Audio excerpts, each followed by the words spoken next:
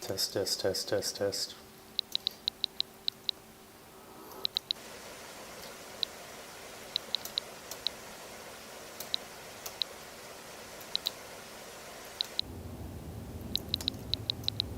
Alright, we are back, making more Chicken Cave.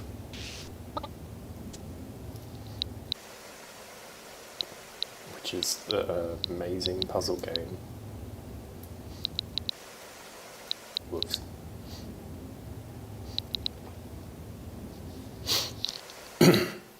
Today is probably not going to be very interesting in terms of the game.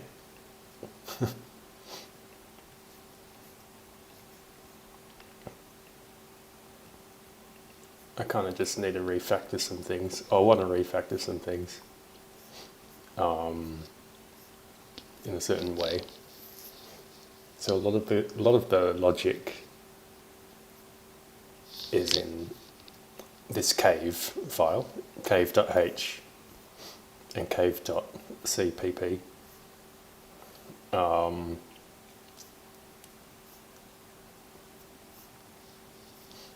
And it's getting quite complicated. So what I want to do is start separating it into separate files for different functions.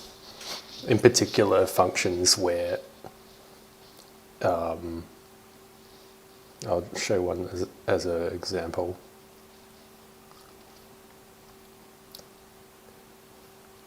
Where is it? Capabilities. So here's a big function that's dealing with the different abilities that you can use as the player during the level. And here's the main thing is I have two functions from cave.h, attempt player ability 1 and ability 2. And those are pretty self-contained functions. However, they need to access a lot of different things on the cave object. And I want to be able to break these up into smaller functions just to keep it clean. But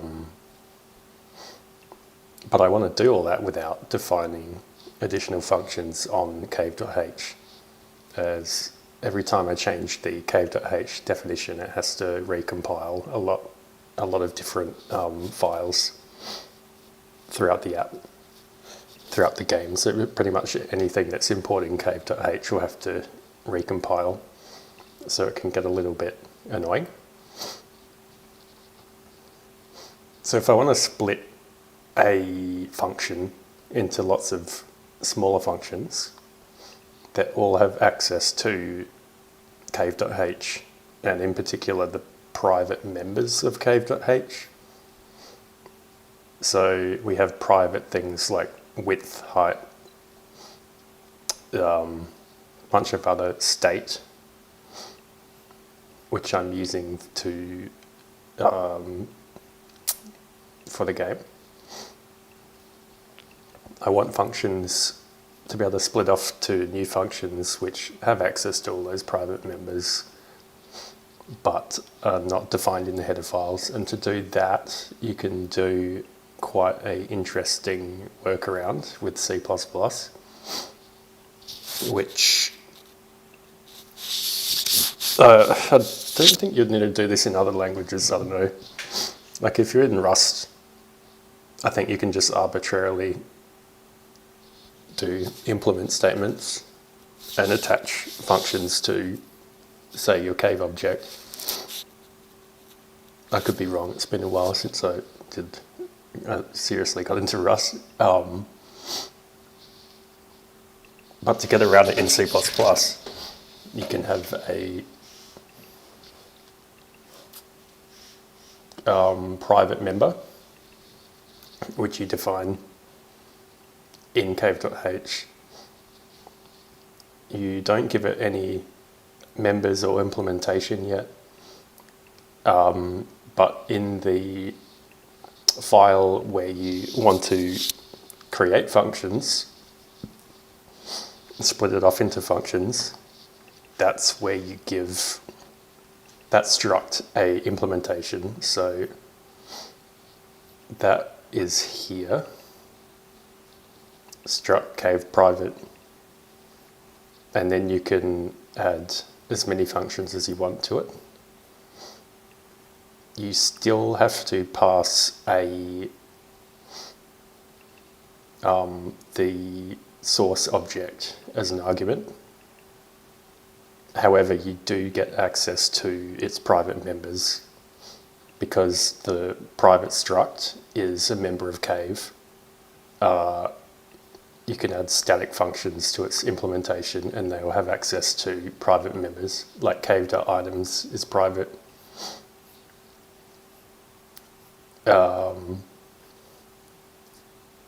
What else is private? Bunch of functions, run gravity. So I'll just have access to everything, which is useful, especially if my logic's kind of all over the place and can't really be encapsulated in smaller classes or whatever.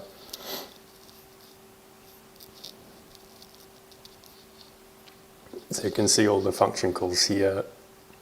Private, you call a static, that function on the static struct, and you pass it a dereference pointer to this, and that you can pick that up as a reference variable.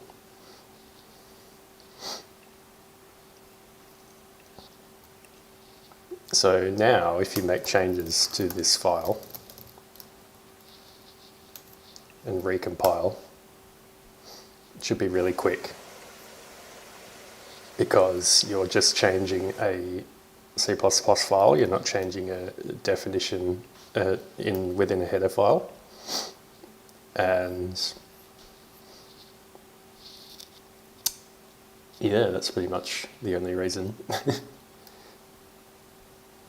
But there's other places where I want to kind of start doing this. It's not the nicest pattern, but it does kind of work for my code at the moment.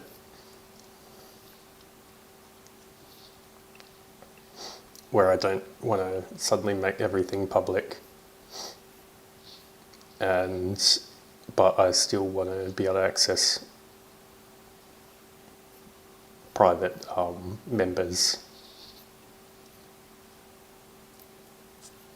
while being able to keep it neat and tidy by putting certain things in certain functions. So here's like another example of a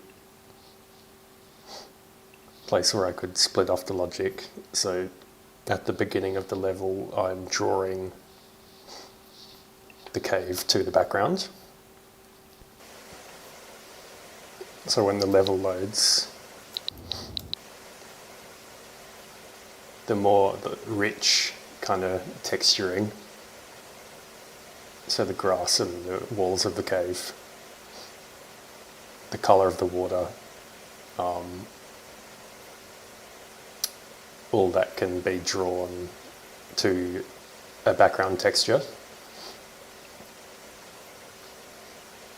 And there's a lot of different rules that I'm using for different block types when it comes to drawing to the background. So I have a draw function.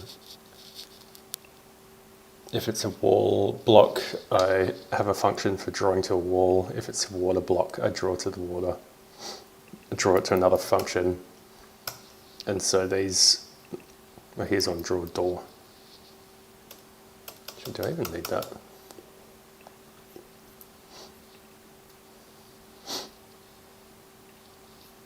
So these are things which I'm just using functions within a anonymous namespace, but I'm still passing things like, oh no, I'm not. The thing is, I'm not passing things like cave, like that other file that I had open. I'm just passing everything else. But as you can see, a lot of these are the private members. And so I either have these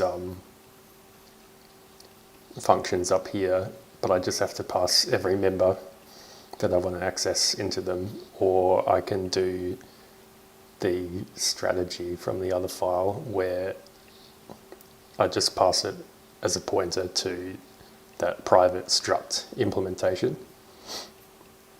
So yeah, I want to give that a shot because it would just be nicer long term, especially with a lot of these files. And another one for, I mean, it's all in cave dot, the main cave file at the moment, but the tutorial messages that show there's a lot of different functions to do with that, which could all go into one implementation, or like a single function that I split off.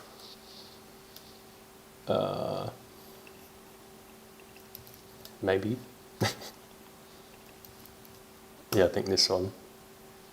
I probably don't need to split this off with the private struct, but yeah, I should definitely put that in its own file. The movement though especially, so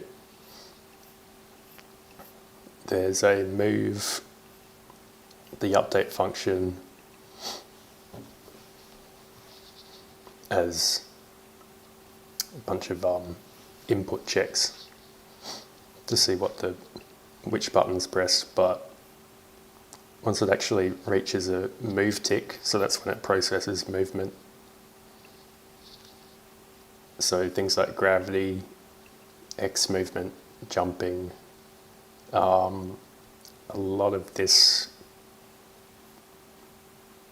has a lot of different functions which can be split off into those private functions as well.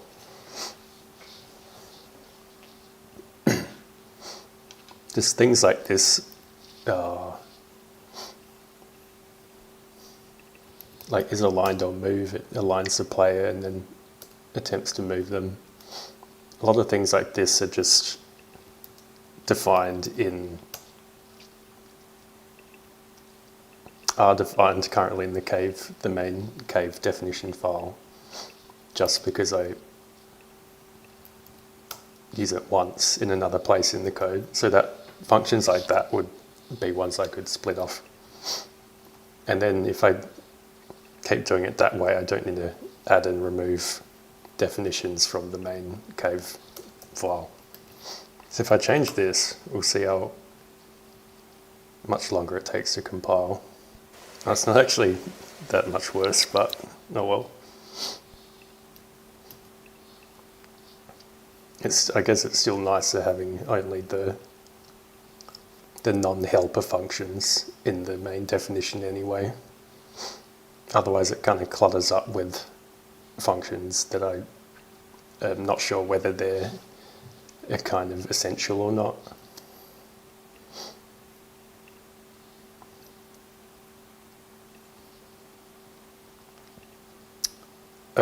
So I'll do it with the draw functions now. So that's just going to be a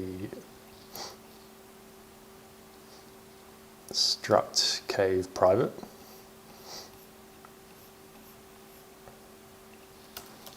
So we'll go like private struct for draw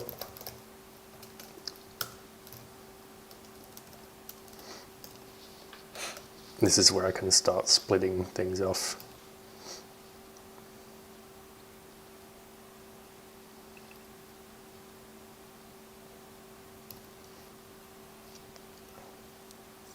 So draw cave, draws a cave.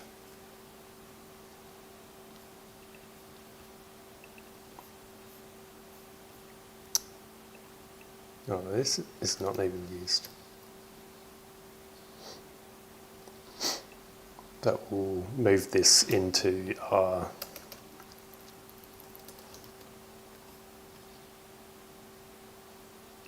private implementation, and now we can go cave at cave, pass it in as a function. Oh, we need to make it static as well. So go draw cave, pointer this.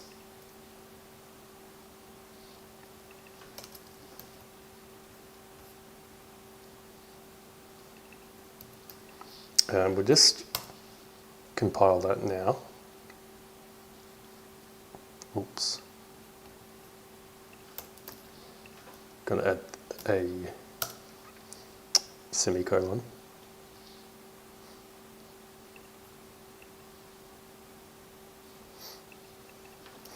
And we just have to reference private.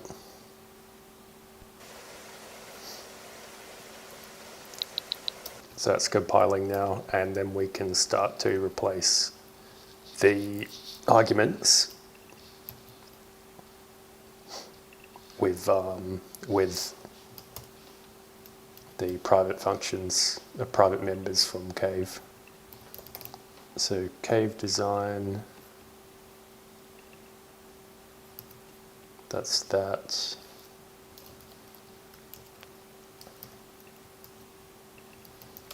Check if it's anywhere else.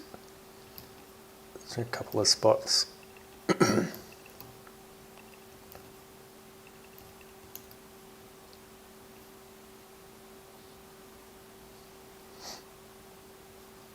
Now, I'd probably end up passing Cave into these as well, depending on how many members they kind of need to access. Probably not many actually, so I don't need to do it for them. Static tiles.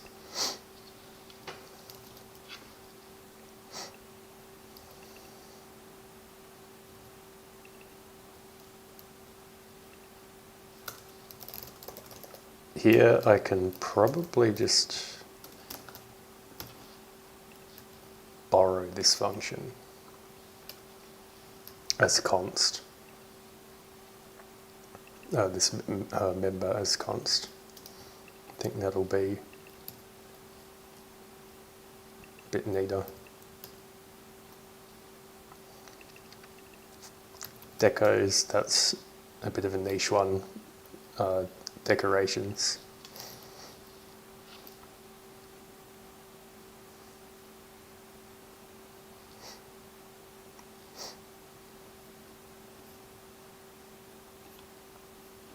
And then X offset and Y offset.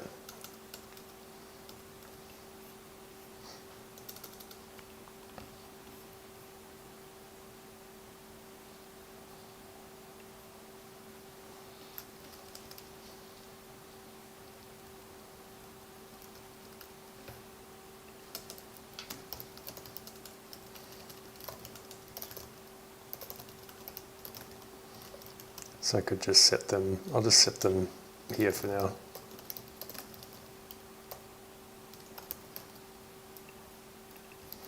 Draw cave.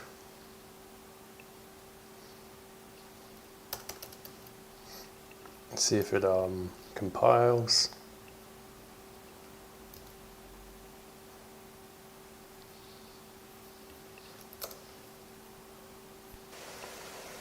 Yep.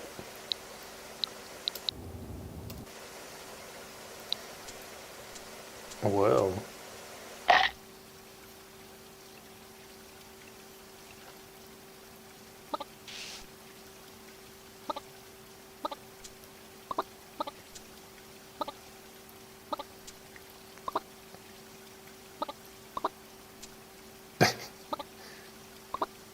Let me fix these pixels. They're going green and magenta because they're wrapping. I think they're wrapping past 0, the channels.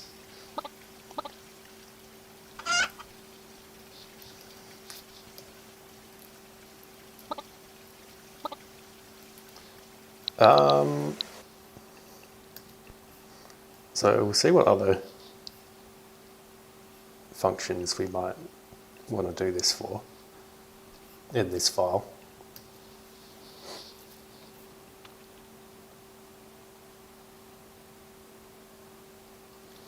Flowers, let's see this.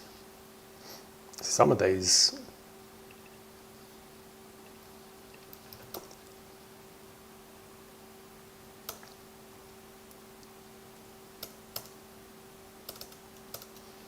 draw to background. Oh, I'll keep those, I guess.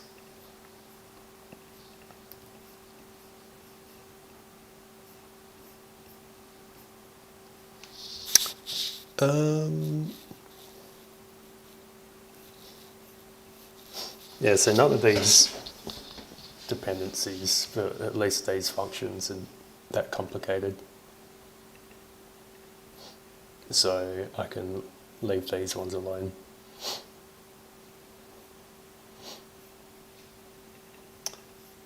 But if they needed access to things like the grid of tiles, that's where I'd stick them into the private struct.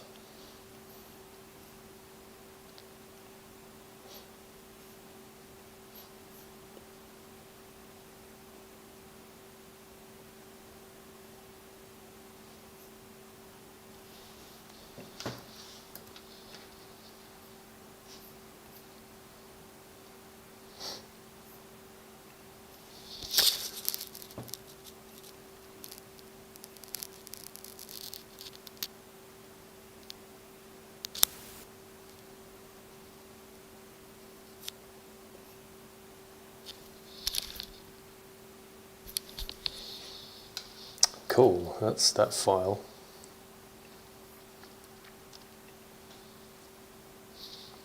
The other one I want to do is the tutorial messages. But again, I probably don't need like the private struct thing for this one, because it all can just be in the one function. There's not many different things which the tutorial messages has to access in the cave object. But definitely for the movement, that's accessing quite a few different things. And so, yeah, I'll definitely do this for the movement logic.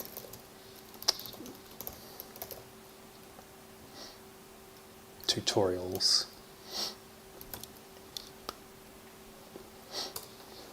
But I do, for the tutorial messages, I want to split off into a separate function anyway, because it's getting pretty bloated.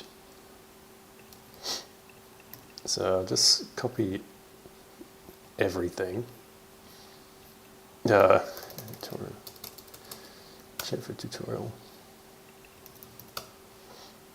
So here's the entry point to our tutorial functions. Check for initial.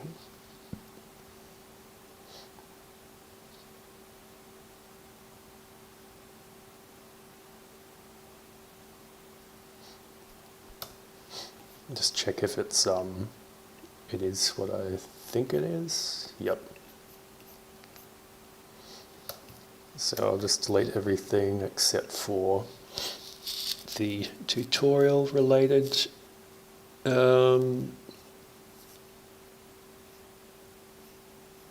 oh yeah, things like load cave too.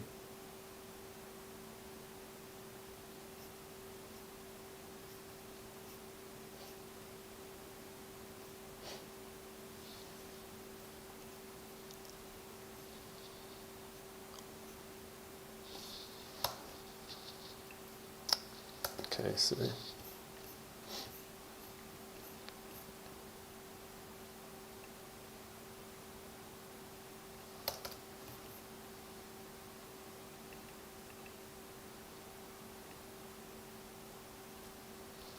let's just check, go game, state. I'll just include everything that's required, even if they're already included in cave.h. Still just nice to have all the required header files included. Algorithm, I guess that's, am I using min and max? What else could that be? I don't know. Tutorial type, where's that defined? That is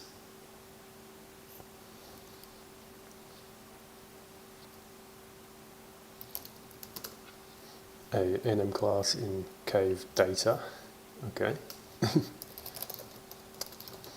Could probably put that in its own file actually.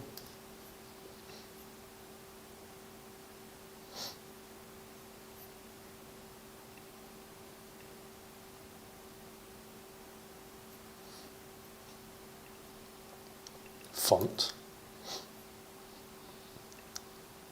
is font in game.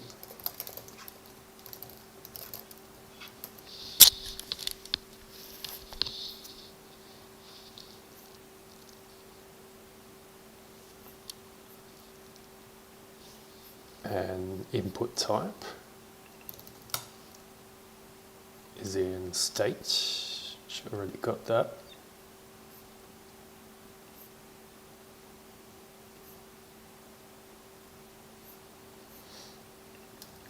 Cool, that's everything. So what I'll do is remove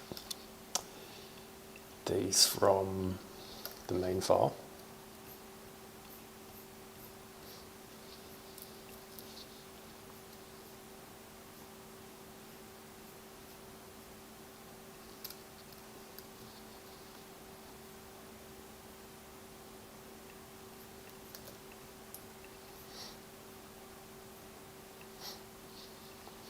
Go called when the cave is started, or when the input type changes.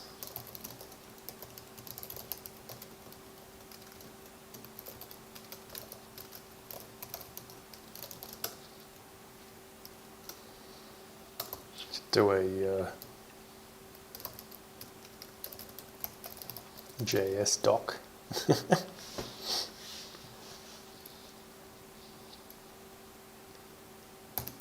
Is called from initialization.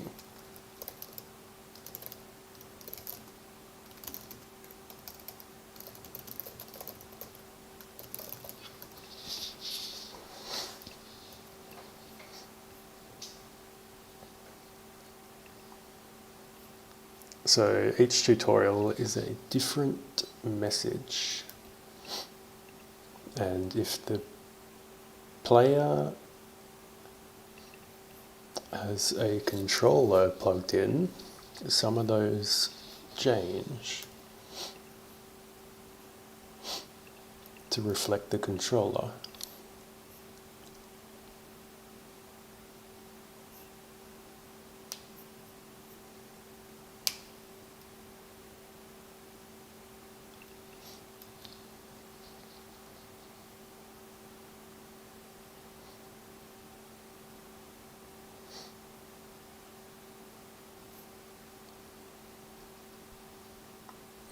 Casting these charts.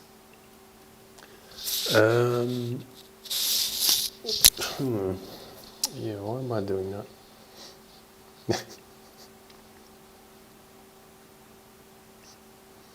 Probably the IDs.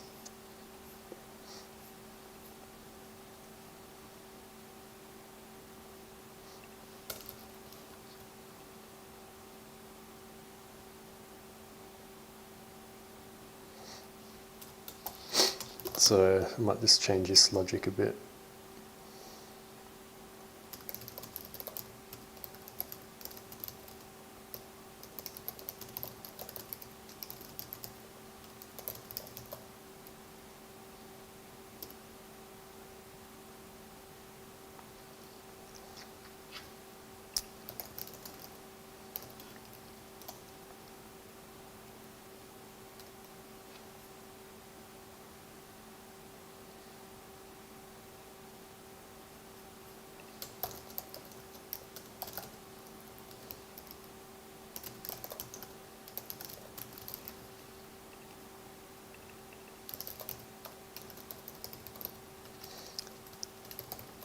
should trigger. So should always trigger unless it's a initial tutorial that is not dependent on displaying keyboard or controller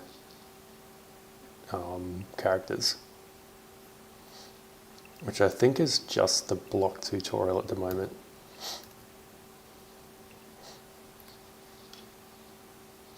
So go initial, or we can have a look actually. These all use input type. Yeah, so you can see block does not.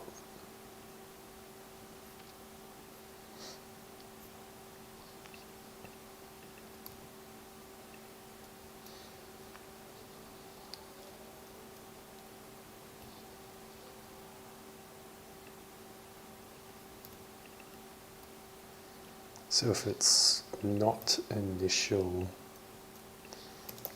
and the tutorial is block, then we don't display it, which then becomes initial or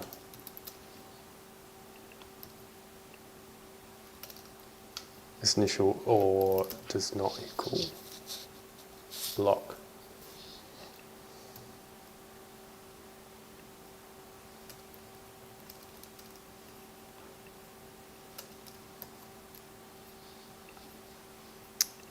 Let's compile that. I might need to clean up the object files if I'm adding a new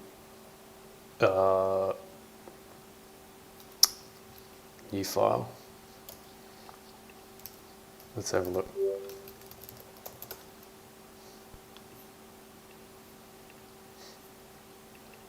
Whoops.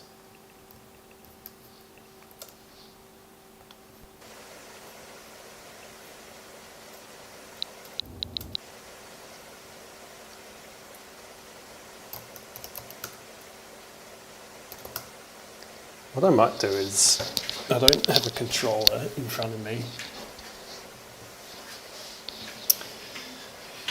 I might make a command to fake trigger a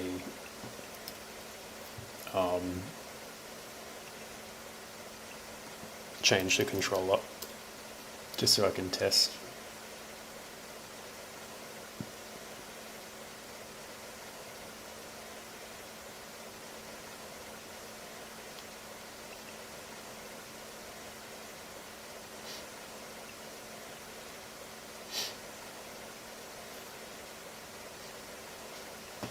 Yo, why do I have this on the title screen? Wait, can display tutorial message.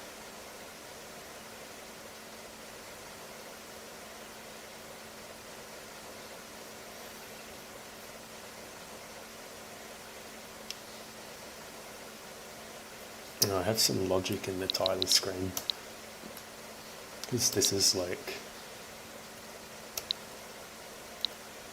kind of a level as well.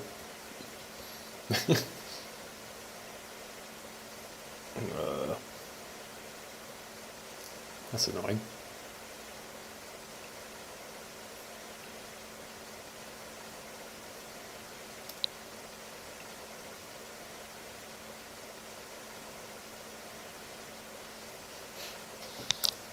Might just do trigger tutorial message.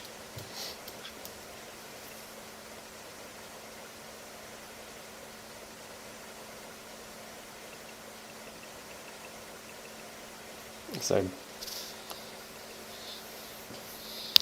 kind of want it all in one place, but I'll do that after this.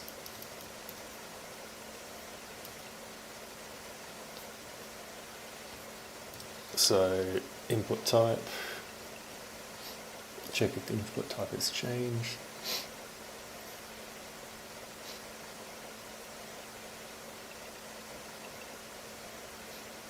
So I'll just make a console command for triggering that manually or overriding it.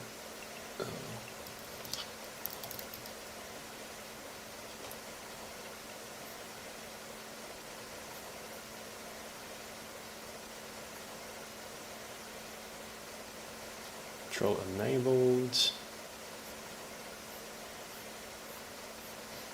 And that is actually something which probably be in the update function.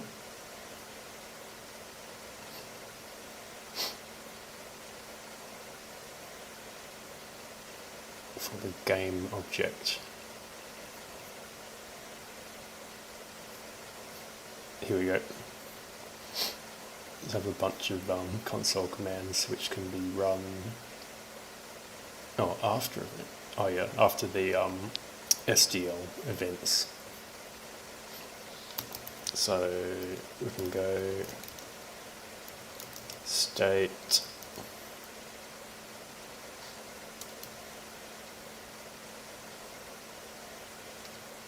console command equals, we'll go starts with IM input mode. Or I'll just go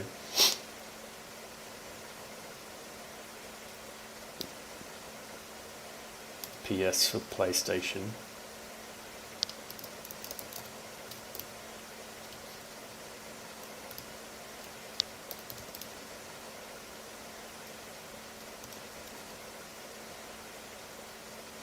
Input mode PlayStation.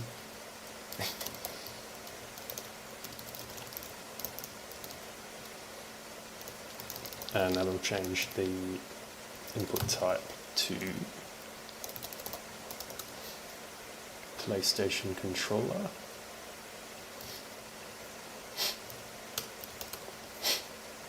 And when I change the input type, I trigger a has changed input type.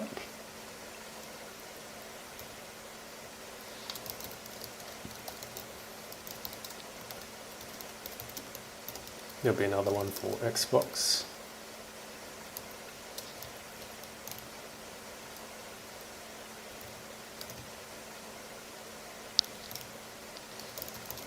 And there'll be one for keyboard to return to normal.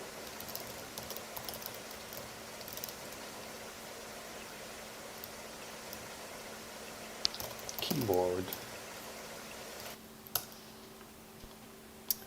Oops.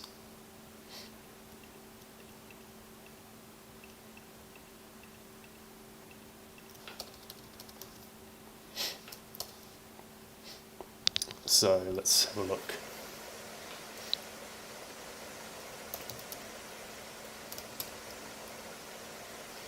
So you can see there X, PlayStation, and then Xbox. A button.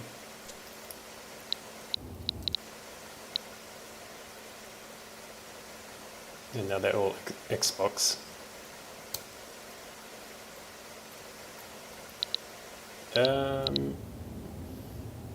However, this one holds circle.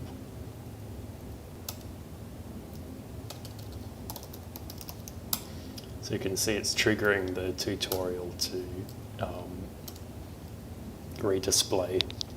And in practice, when you plug or unplug a controller, it's going to refresh that tutorial text. Which is kind of a good way to kind of know that your controller's working, I guess, that it's worked. However, for the block pushing tutorial, there is no mention of input. So the tutorial message doesn't have to refresh, which you can see it's not doing that, which is good.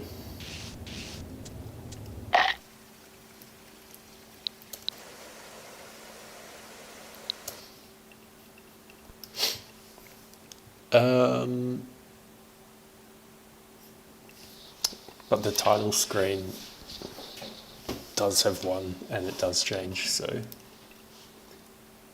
I'm just gonna probably fold that into the cave logic, so I don't have to kind of keep track of it here as well.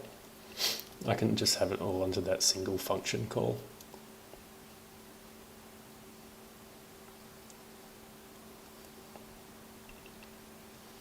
So clear tutorial, that's fine. Can keep that function. Check for initial tutorial message though.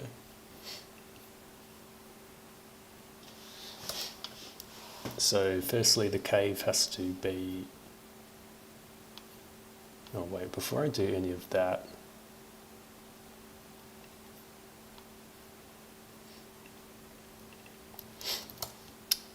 I might just have to get rid of some old tutorials.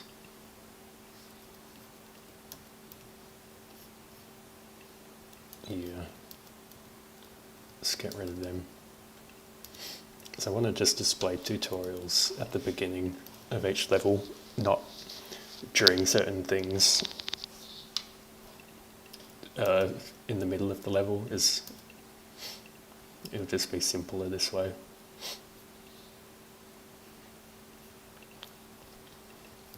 So check for initial tutorial message will be in the title screen.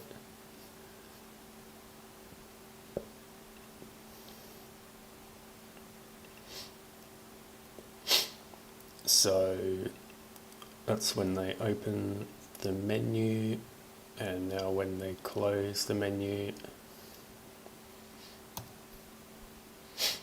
check for initial message. And what I might actually do is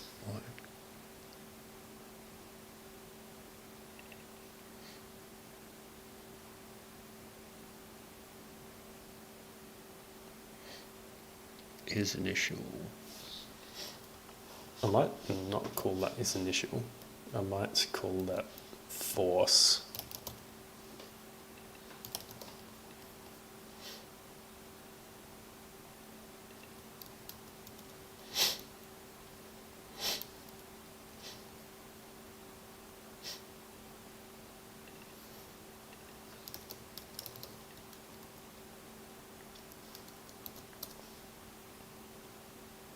Because I kind of am forcing it in the context of the title screen.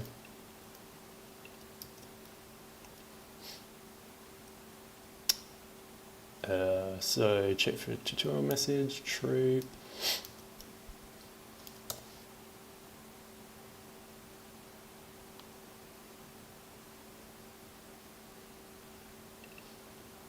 And I will get rid of it here. Oh, before that, I just need to make a title screen tutorial type. So none title, we'll call it title. And the special title cave, which, where's that?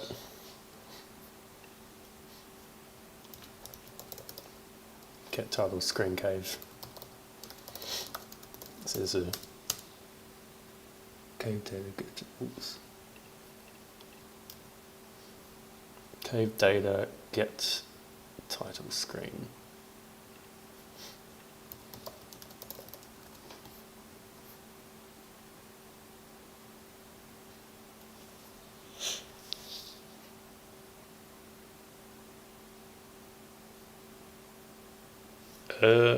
What am I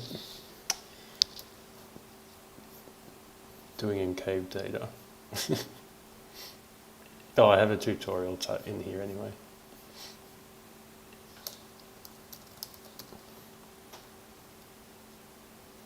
Sure. Stop initial control.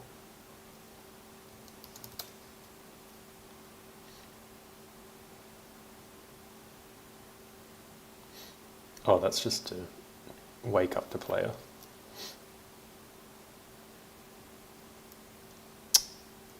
Set title screen tutorial.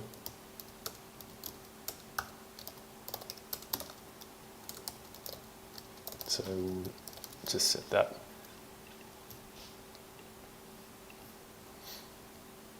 And now we shouldn't need this anymore.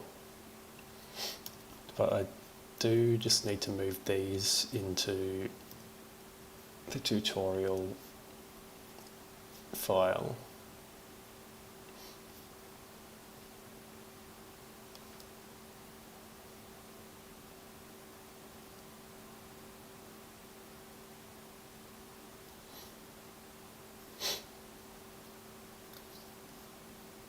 Get tutorial message. So this will be a new one here.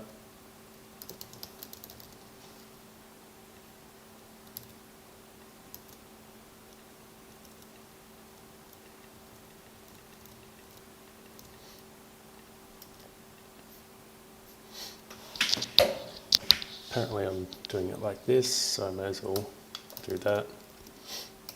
Add jump string.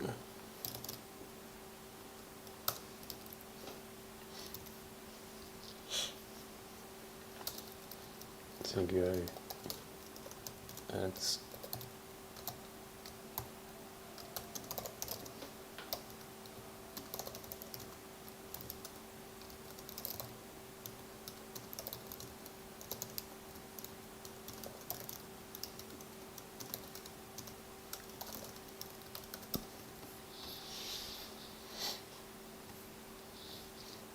Add change to ability 1, ability 2. So these ones are kind of, in fact I should just do this.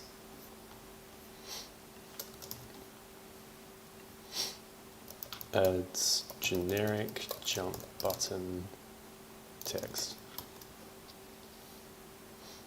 I think these are more for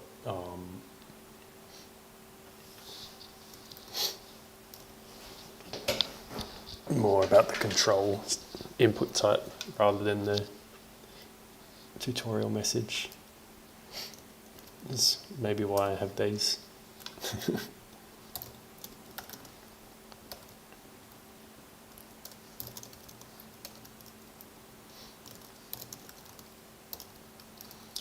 Z.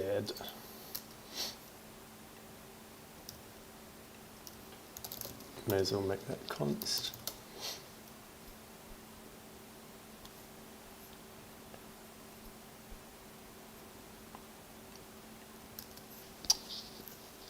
Cool. What's this?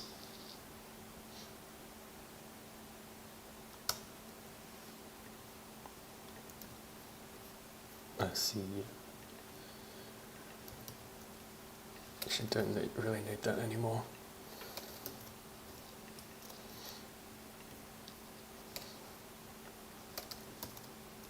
Cool. So we can delete that. Check for initial tutorial message. True, we always want to refresh it. And now the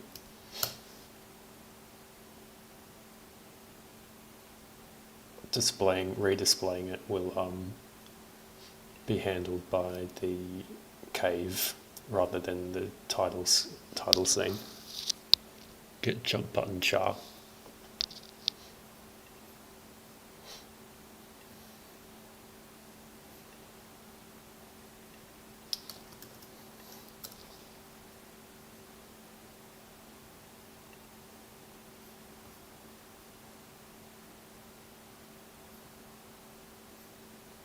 like I've turned it into a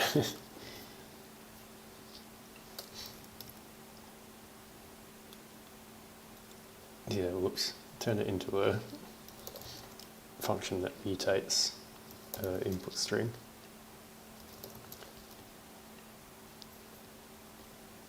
Don't know why I have one or the other. I guess maybe I don't like returning strings or something because of the overhead. I don't think it matters. Don't know why I've done it different between these functions.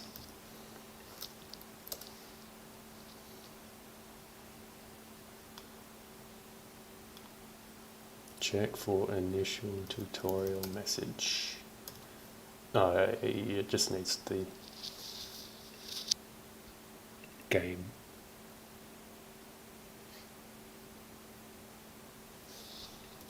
It needs to know the initial input type from the game state. Which I should have access to that in here. Yep.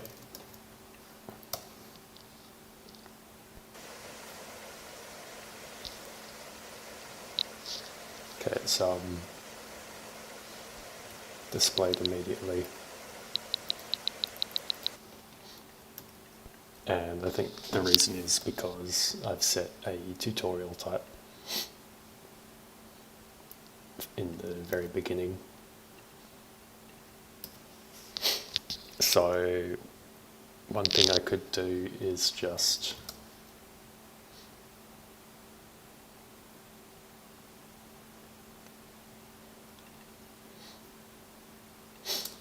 ignore it here. Ignore special case for title screen tutorial.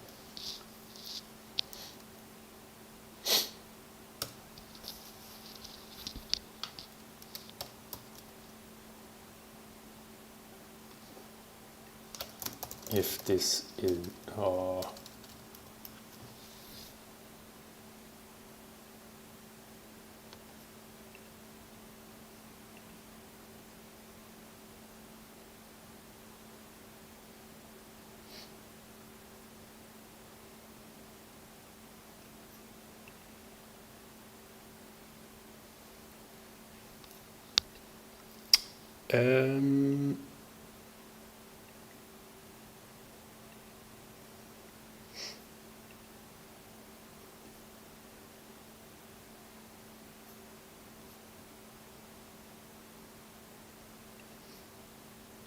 this logic needs to change a bit.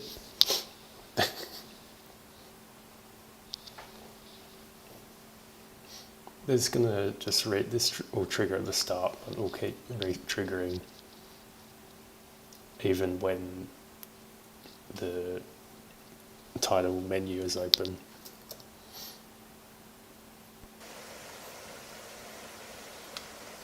Like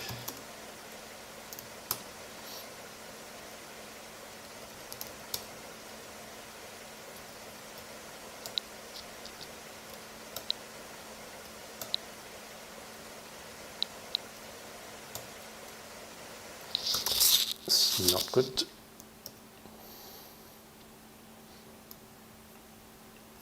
I can just turn it off with a flag. Say like tutorial on. Turn on tutorial.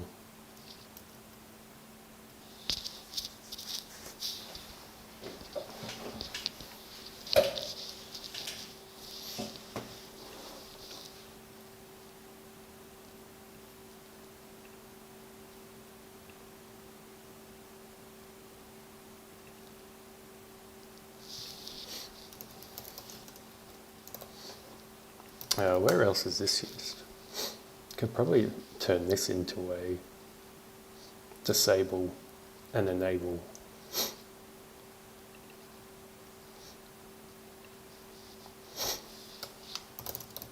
Could go like enable tutorial messages, message disable.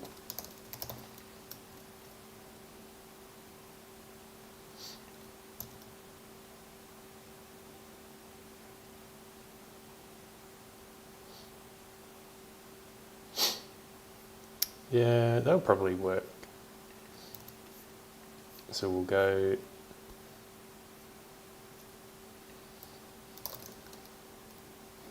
tutorial.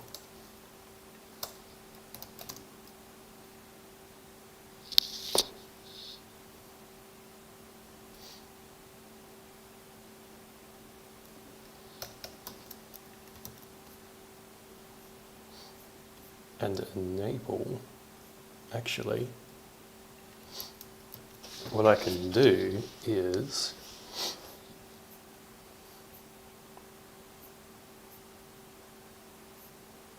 now where am I setting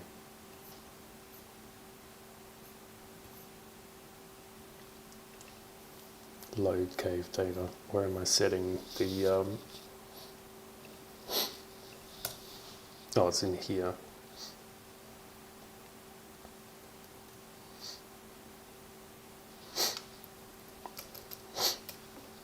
Tutorial type.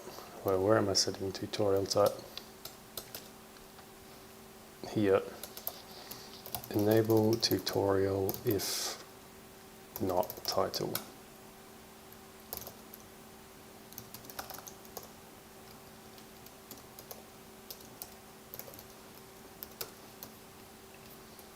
So I can actually leave this off, the checking flag, but turn it on for everything except the tutorial title.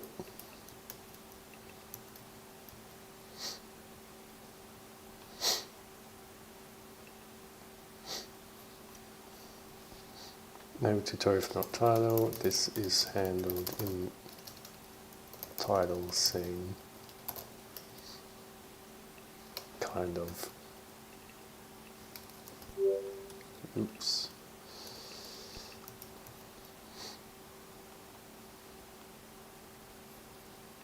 And now in title scene,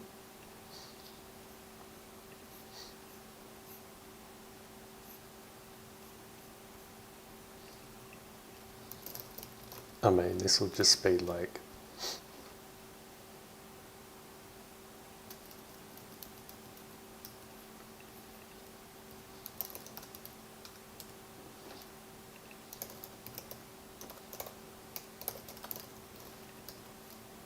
disable tutorial message, as a general message, enables tutorial message to show.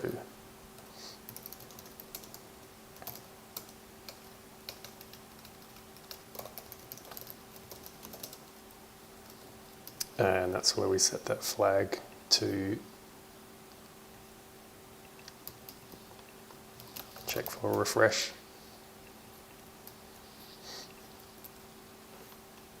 So we'll just do that in here.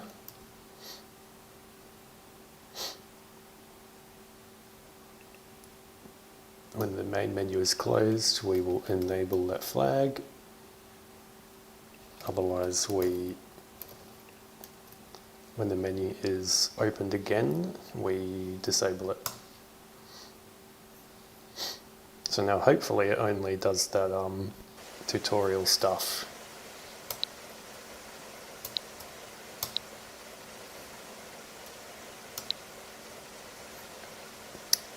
When the menu is closed.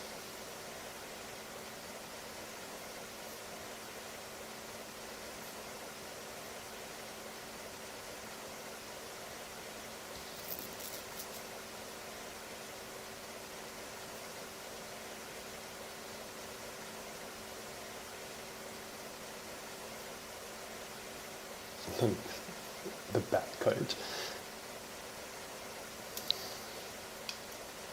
So it'll change now, which is good. It's handled by the cave. Should it go KB for keyboard?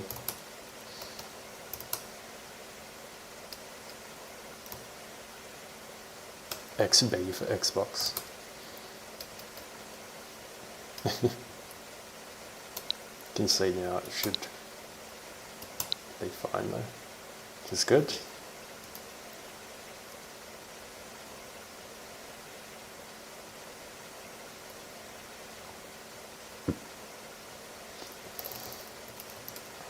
Let's change that to KB for keyboard. And now the other tutorials should not be affected. Just check. So the menu does work differently in the title screen. It's an actual pause, proper pause menu. Whereas in the title screen,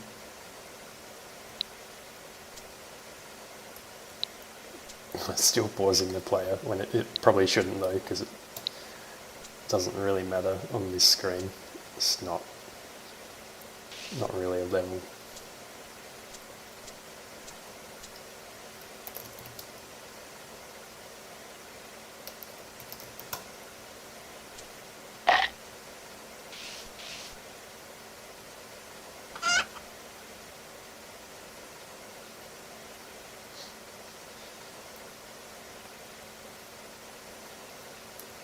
Cool, so that is that. I've got all of that in this file now. Which is great. Just going to cut down on this monolith of a cave file. It's getting quite big, 1,300 lines.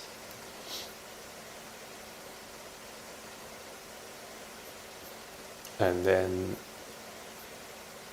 I think the other like 60% left is all the movement code, and that can definitely be separated out.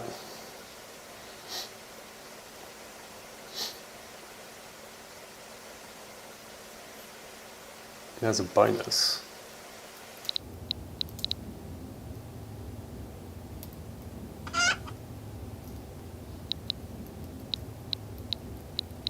what else have I done recently? I made it so the birds can drown, and then when you swap to another player after you've drowned, it'll realign that, realign the dead player with the grid to maintain the puzzling element of the level.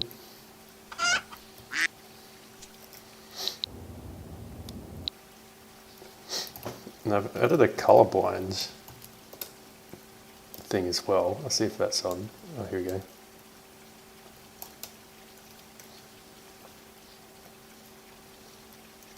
This is just a random thing I pulled off the internet. But these modes are meant to simulate color blindness of different types. And then there's mode 4, which is just black and white. But this is more so I can check while I'm kind of polishing the sprites or the colors if it's I guess if you're in different modes, whether or not it's still obvious kind of how the mechanics work. So like the chicken is color coordinated with the flower, and the duck with these ones as well.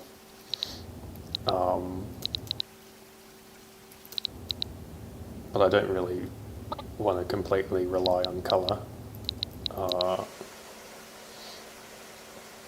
The flowers also have different patterns, and using these modes I can see how obvious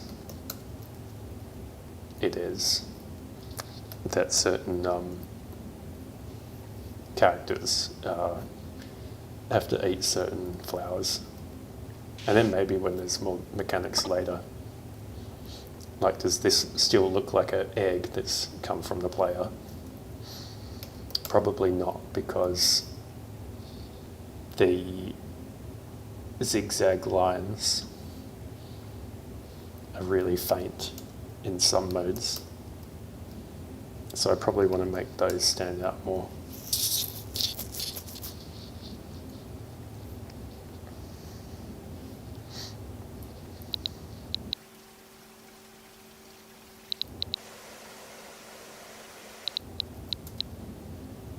Or here the pigeon has this dithering pattern on them, but I might make that more pronounced so that they match the dithering pattern on their corresponding flower that they have to reach.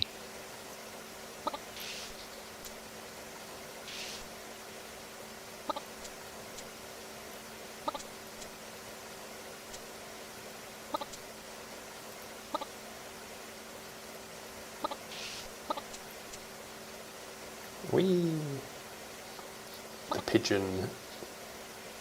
The pigeon's mechanic right now is that they swap. They can swap horizontally with blocks, which can lead to some pretty interesting puzzles. I don't know. Don't really know.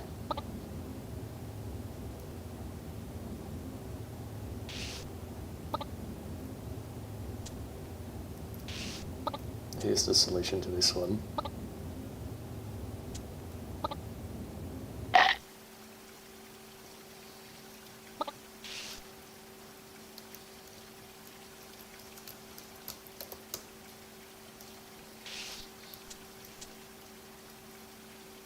This mode's kind of interesting.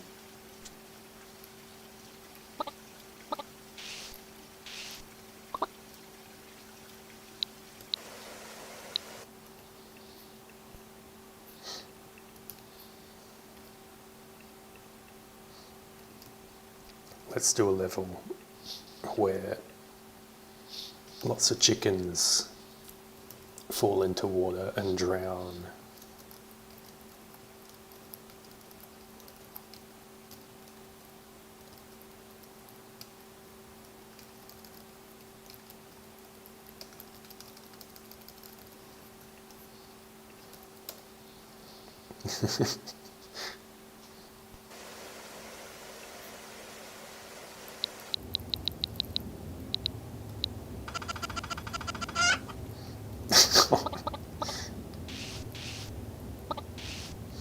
Oh no, you can join with the corpses.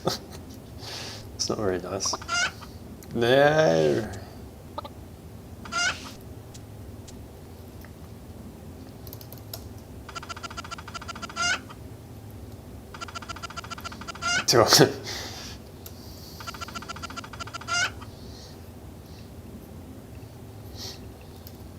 So the sounds are actually, you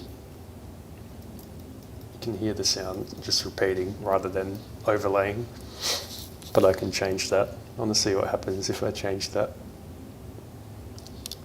So in my audio function, if the sound existed previously, check all the existing tracks.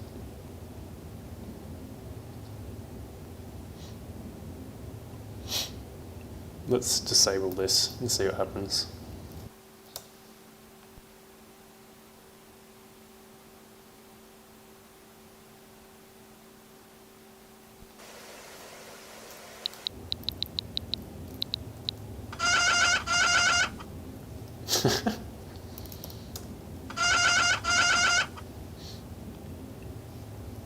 It's a disaster.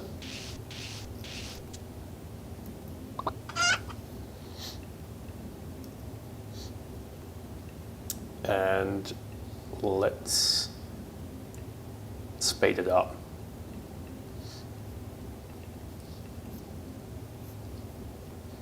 Let's make them all drown really fast.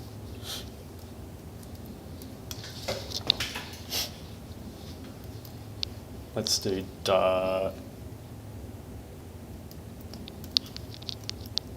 roughly 4 times speed. Let's do that.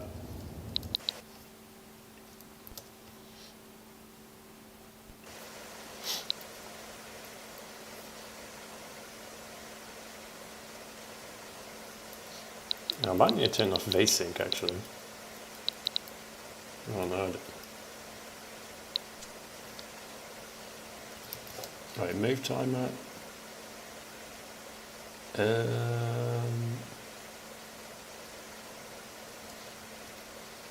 that even work?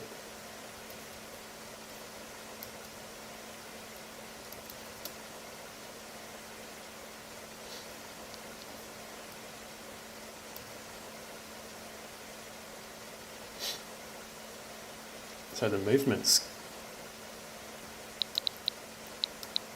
kind of tries to lock to the vertical sync if it can, but also doesn't, because you don't really want to fully rely on that for your update timer. And move timer.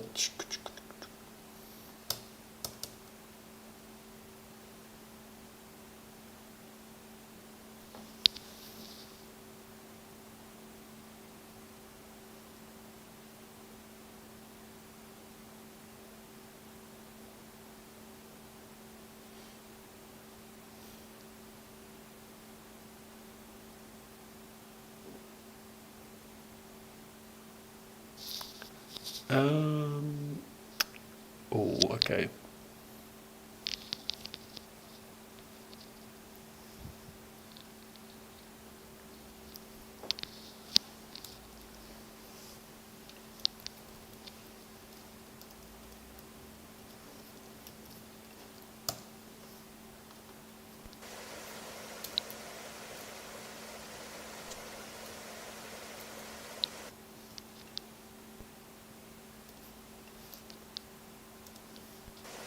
Okay, don't even know if I know how my move timer is working. What the?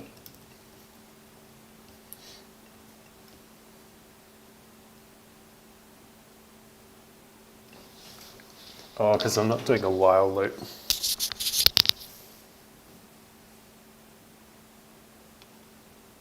So I could go while, and that lets me do more move ticks per update.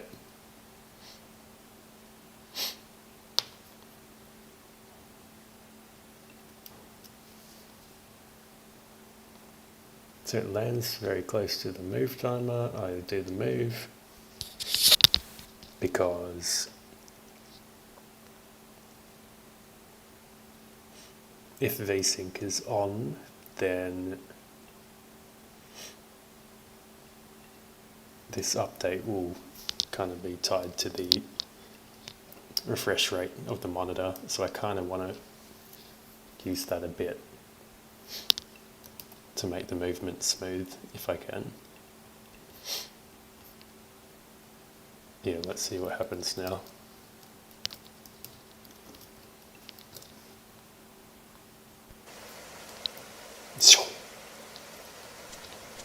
So now the entire game is 4 times faster, or at least the movement, the kind of the logic side of the game.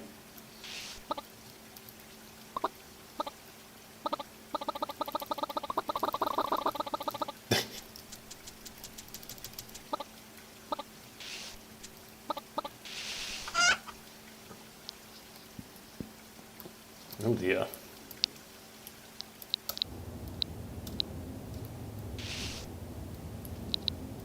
Alright, ready?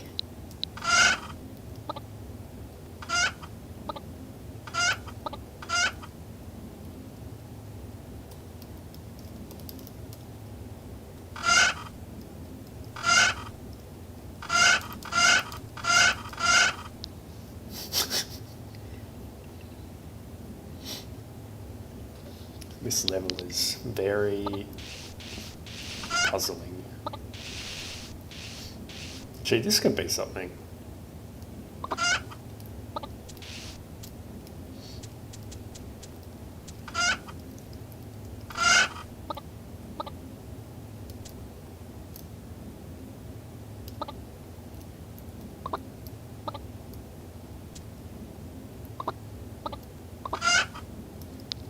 Maybe not. And now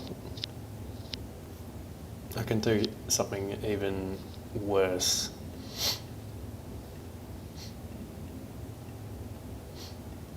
I can make the whole game bigger.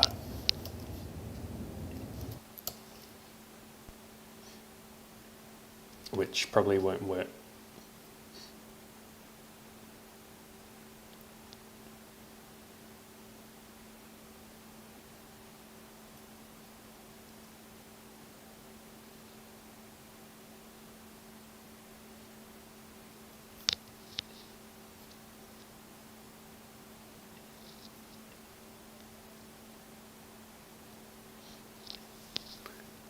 Or it will just take ages to compile.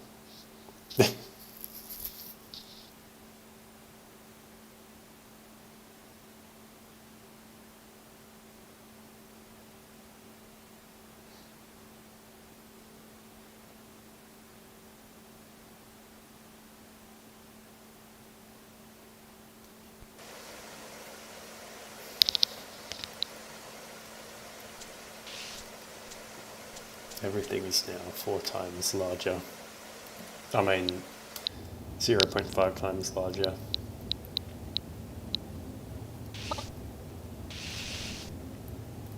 As you can see, the sprites haven't really reacted well to that.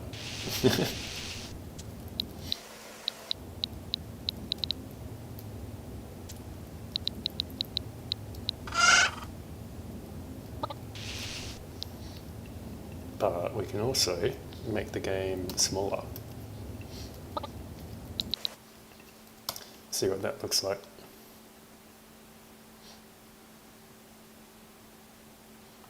Mini chickens, tiny chickens.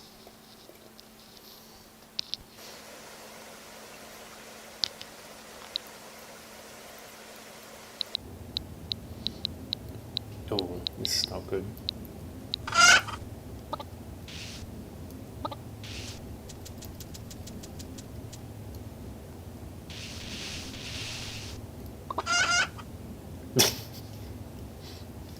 Actually, it kind of looks quite cute.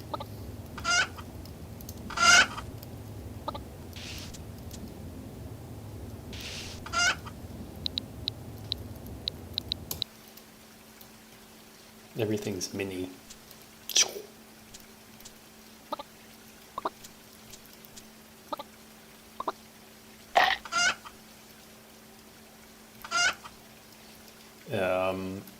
This is probably too small, but I was considering making everything 14 pixels instead of 16.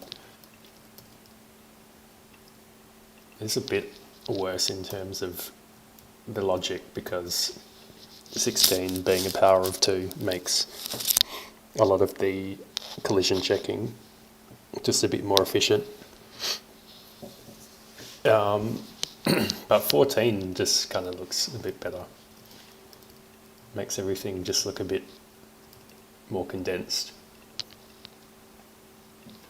So who knows what I'll do. Just put it all back to normal.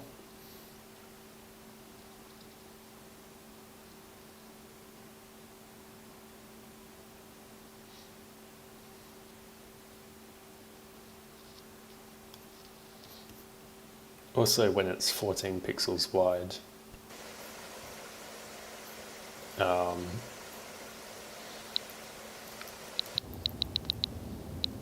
if I'm moving the chickens by 1 pixel, which I want to do to get the smooth looking movement, if everything's 14 pixels,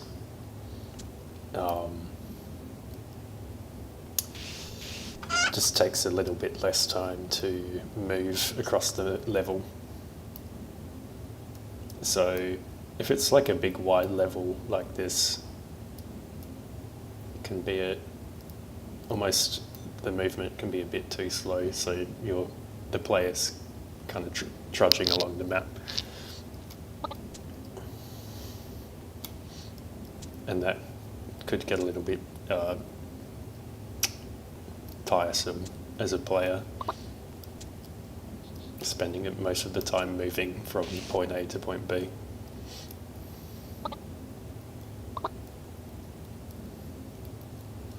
So making everything 14 by 14 might actually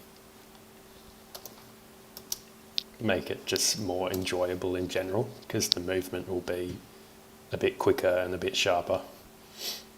Actually, let's try that now. I'll need to edit all the sprites to compensate for it.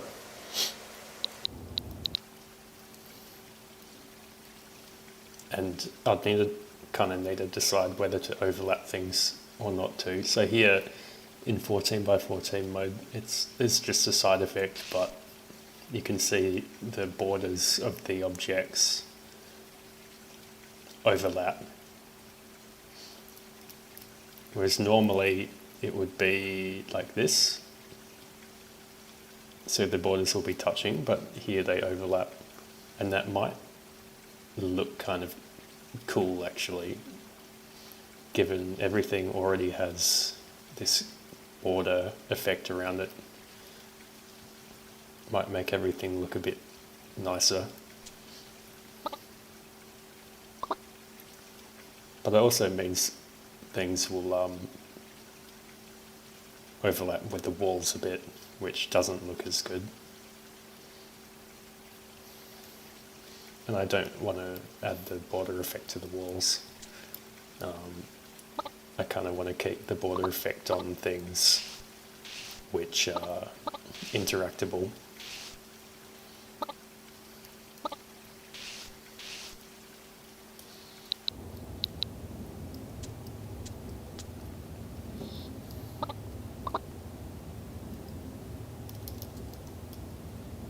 So there's 14 by 14 mode.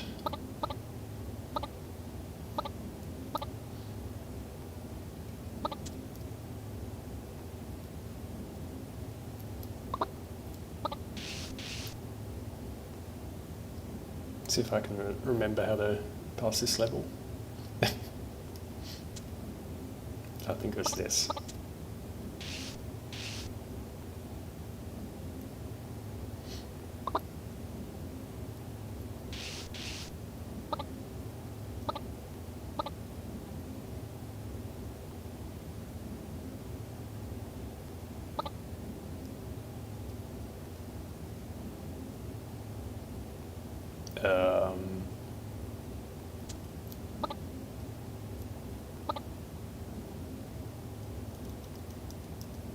Or did I move this too far?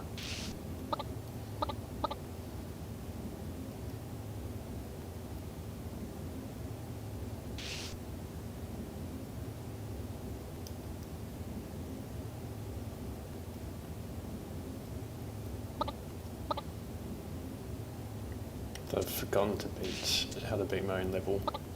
Whoops.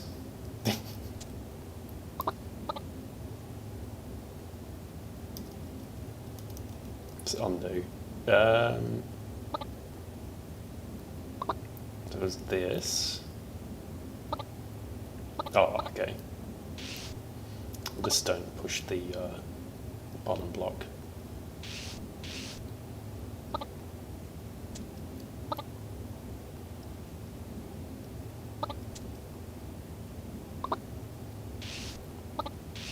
Wait, is that reachable from here?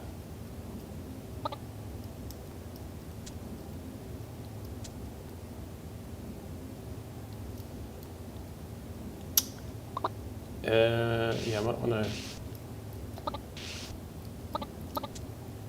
make this a bit further away.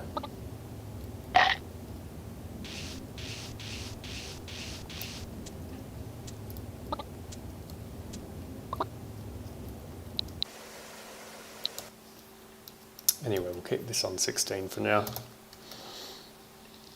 Don't know what else I can do today, which won't take ages. But I think my next goal will be to refactor a lot of the movement code into its own separate file.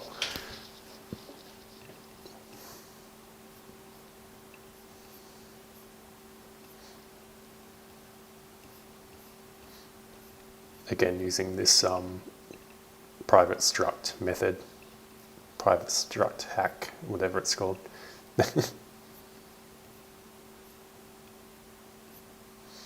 And once that's done,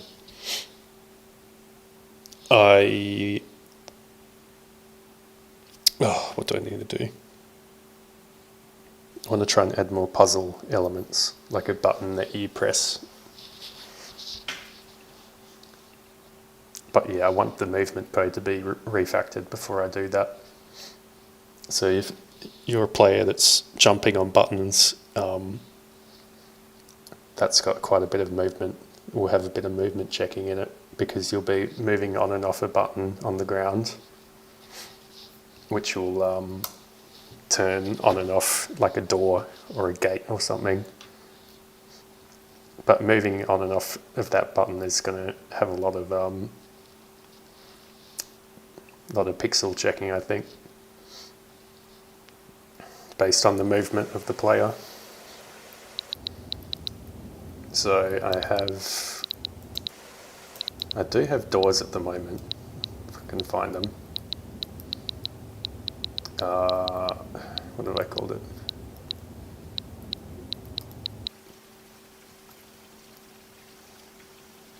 So there is this, and there are doors, but this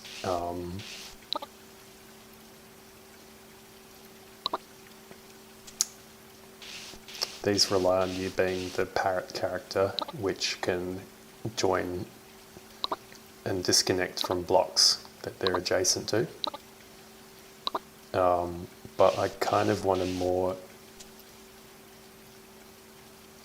kind of just a button instead to start out with, because you might not have this character yet.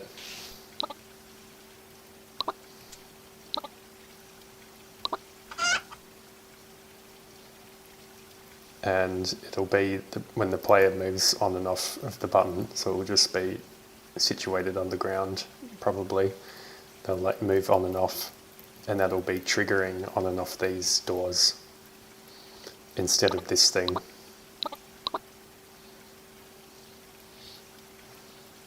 And we'll see what kind of cool stuff I can do with that. I don't know, we'll see how the mechanic goes.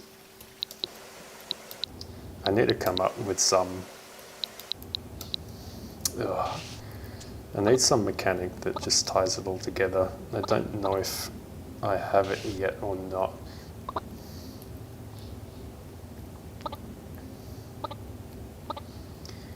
Yeah, making games is difficult.